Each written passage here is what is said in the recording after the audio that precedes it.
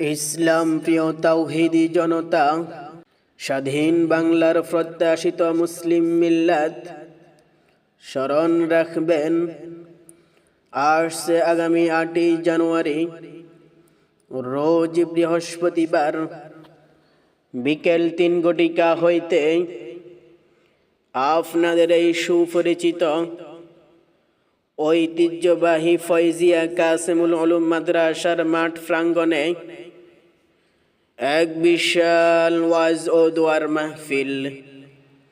উক্ত মাহফিলে প্রধান মেহমান হিসেবে তাকরীর পেশ করবেন সুদূর ফেনী থেকে আগত ফেনী জামিয়া হুসাইনিয়া মাদ্রাসার সম্মানিত মুহাদ্দিস, আন্তর্জাতিক খ্যাতি সম্পন্ন মুফাসসির কুরআন হযরত মাওলানা আবুল কাশেম সাহেব।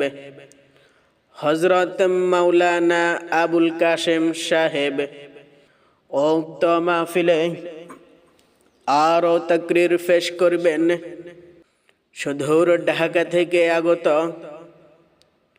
ঢাকা জামিয়া ইসলামিয়া দারুল উলুম মাদ্রাসার সম্মানিত মুহাদ্দিস, বিশিষ্ট ইসলামী চিন্তাবিদ হযরতুল আল্লামা হযরত মাওলানা মুফতি মাহমুদ বিন হাবিব সাহেব।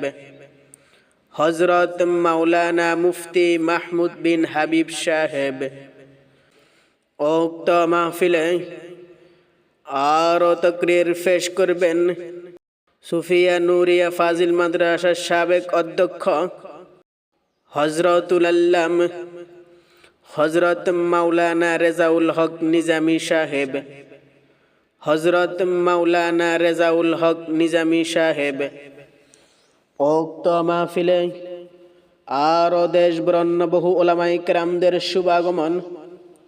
অতএব আপনারা সবাই দলে দলে যোগদান করিয়া ফয়জিয়া কাসেমুল উলুম মাদ্রাসার মাহফিলে দলে দলে যোগদান করিয়া দুনিয়া ও আখিরাতের কামিয়াবি হাসিল করুন।